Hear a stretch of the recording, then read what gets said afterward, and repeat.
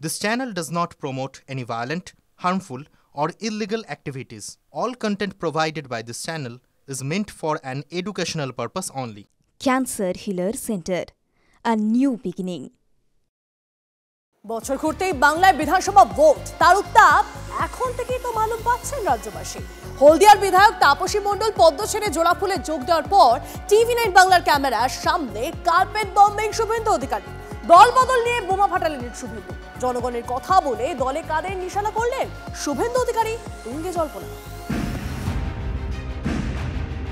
বিরোধী দলনেতার অস্বস্তি বাড়িয়ে সোমবার তৃণমূলে যোগদান করেছেন হলদিয়ার বিধায়ক তাপসী মণ্ডল।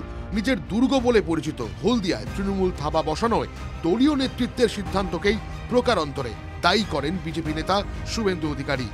সাংগঠনিক সিদ্ধান্ত তিনি নেন না বলে আরও একবার দাবি করেছেন। আরও এক ধাপ এগিয়ে সাম্প্রতিক অতীতের দলবদল নিয়ে পার্টির সিদ্ধান্তকেই প্রশ্নের মুখে ফেলে দিলেন শুভেন্দু। TV9 বাংলার ক্যামেরার সামনে দল বদলুদের নিয়ে বিস্ফোরক বিজেপি নেতা। 2021-এ যে মুড়ি মুড়কির মতো নেওয়া, সেটা কি আপনাদের ভোটে পাবলিক বলে, আমি বলছি না, পাবলিক বলে। পাবলিক যে ঠিক প্রমাণ হয়েছে তো, মুকুল রায়, রাজীব ব্যানার্জি, সব্যসাচী দত্ত, প্রবীর ঘোষাল, জনগণ ঠিক বলেছিলেন। সেটা মেনেই চলা উচিত পার্টিকে, কিন্তু ডিসিশন মেকার আমি নই। 2020 সালে 19শে ডিসেম্বর তৃণমূল ছেড়ে বিজেপিতে যোগদান করেন শুভেন্দু অধিকারী। তার আগেই বিজেপিতে নাম লিখিয়েছেন মুকুল রায়। তিনি বিজেপিতে যোগদানের পরই পিছন পিছন দলবদল করেন সব্যসাচী দত্তের মতো একাধিক মুকুল অনুগামী। কিন্তু বিধানসভা নির্বাচন মিটতেই একে একে তৃণমূলে ফেরেন তারা। বিজেপিতে রয়ে যান শুভেন্দু অধিকারী সহ হাতে গোনা কয়েকজন। 2021 সালের 11 জুন মুকুল তৃণমূলে ফিরতেই একে একে তার অনুগামীরা তৃণমূলে ফেরা শুরু করেন। 26-এর ভোটের আগে বিজেপি কি পারবে তৃণমূলের ঘর ভাঙাতে? যদিও শুভেন্দুর দাবি বিজেপি ভোটাররা তৃণমূলের নেতাদের চাইছেন না। তৃণমূল থেকে কেউ এলে নেবেন, কাউকে তৃণমূল থেকে আমি নেয়ার মালিক নয়, কিন্তু বিজেপির যে হিন্দু ভোট ব্যাংক, তারা চায় না তৃণমূলের কোনো প্রথম সারির টেন্টেড লোককে, অত্যাচারী লোককে তারা বিজেপিতে এসে টিকিট পাক বা নেতৃত্ব দিক চায় না। শুভেন্দুর বক্তব্যকে সমর্থন আরও এক বিজেপি নেতা অর্জুন সিং এর। মুকুল রায় সম্পর্কে অর্জুনের অভিমত, মুকুল রায়ের ব্যাপারে একটু ভুল ডিসিশন নিয়েছিল।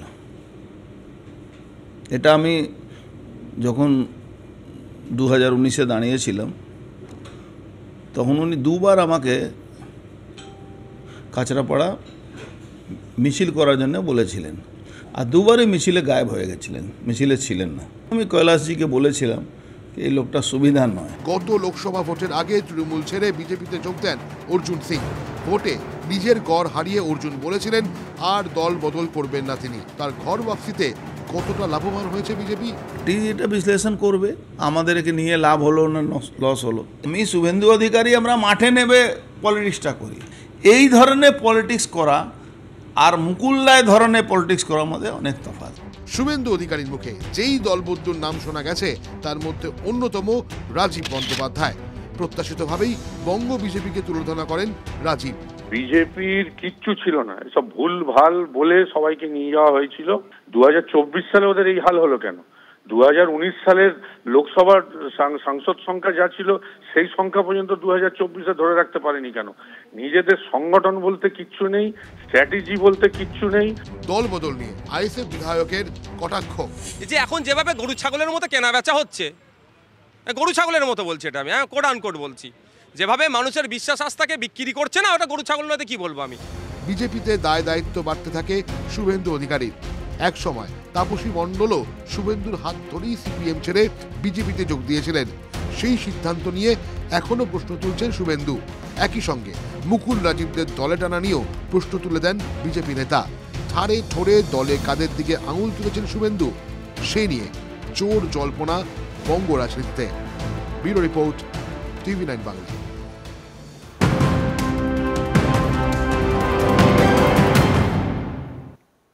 এবার পানিহাটির দিকে একবার নজর রাখতে হচ্ছে, কারণ দেখুন তৃণমূলের শীর্ষ নেতৃত্বের নির্দেশে পদত্যাগ করতে বাধ্য হয়েছেন পানিহাটির চেয়ারম্যান মলয় রায়।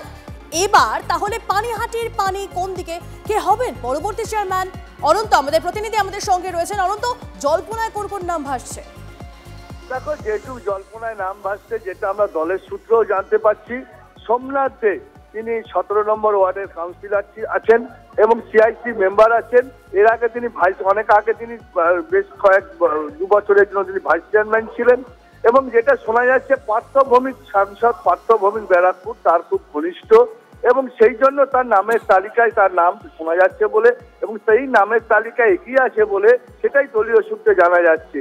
দেখো, একনিষ্ঠ কর্মী তৃণমূলের সোমনাথ দেশ এবং পাশাপাশি পার্থভৌমিকের খুব স্নেহধন্য এবং পার্থভৌমিকের খুব ঘনিষ্ঠ সাংসদ পার্থভৌমিকের এই নিয়েও কিন্তু আবার কাজিয়া শুরু হয়ে গেছে তৃণমূলের মধ্যে। পানিহাটির যে রাজনীতি আছে তৃণমূলের তার মধ্যে আবার শুরু হয়ে গেছে তাদের মধ্যে দলাদলি। নজর রাখুন। ধন্যবাদ। তাহলে টালবাহানার পর অবশেষে পদত্যাগ করলেন পানিহাটি পুরসভার চেয়ারম্যান। মঙ্গলবার রাতেই পুরমন্ত্রী ফিরহাদ হাকিমের বাড়িতে গিয়ে পদত্যাগ পত্র তুলে দেন মলয় রায়। পানিহাটির অমরাবতী মাঠ বিক্রি করে দেওয়ার অভিযোগ উঠেছিল মলয়ের বিরুদ্ধে, আর সেই অভিযোগ না মানলেও শেষ পর্যন্ত নেত্রীর নির্দেশই শিরোধার্য করে নিলেন। মুখ্যমন্ত্রী পানিহাটির পৌরপ্রধান হিসাবে আমার ড্রপ করতে চেয়েছেন এবং সেটাই আমার সঙ্গে মন্ত্রীর কথা হয়েছে। মন্ত্রী আজকেও আমাকে ফোন করেছিলেন, আমি বলেছিলাম সন্ধ্যের পর আমি যাব, গিয়ে ব্যাপারটা আমি করবো, কারণ হায়েস্ট নেত্রী যখন বলে দিয়েছেন স্বাভাবিকভাবেই তার নির্দেশ আমাকে মানতেই হবে যখন দলটা করি। আপনি কি পদত্যাগপত্র পাঠিয়ে দিয়েছেন? অবশ্যই। কোথায় পাঠালেন? দিলাম, আমি মন্ত্রীকে দিয়েছি। আমি এর আগেও করেছি, আজকেও করেছি, ওনাকে বলেছি যে পার্টি চাইছে আপনি রেজিগনেশন দিয়ে দিন চেয়ারম্যান হিসেবে, ইমিডিয়েটলি দিয়ে দিন। তার কারণ পানিহাটি পৌরসভা ঠিক মতন চালাতে হবে, পার্টি চাইছে আপনি রেজিগনেশন দিয়ে দিন। আমাদের এক্সপেকটেশন যতটা স্মুথলি পৌরসভা চলবে ততটা স্মুথলি চলছে না, যেন আমাকে মেয়র করেছে পার্টি, কালকে চাইবে না থাকবো না। না না, এগুলো নিয়ে কিছু না, আমরা কারোর ওপর কোনো ব্লেম দিচ্ছি না, বা অমরাবতী বা ওই লটারি ওইসব নিয়ে কোনো ব্যাপার না।